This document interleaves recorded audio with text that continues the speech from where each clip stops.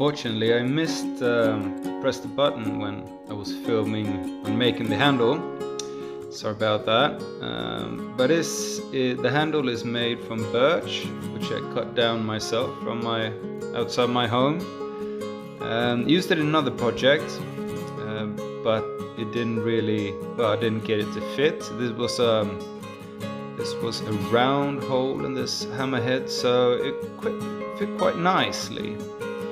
And I was unsure, as it is a round hole, if I should have a wedge in there, so I decided not to and went with a friction fit instead. What you see in me putting in on here is linseed oil, just pure linseed oil, to give that extra protection to the handle, and I really like it, and also on the hammerhead itself to get that a bit of a rust protection.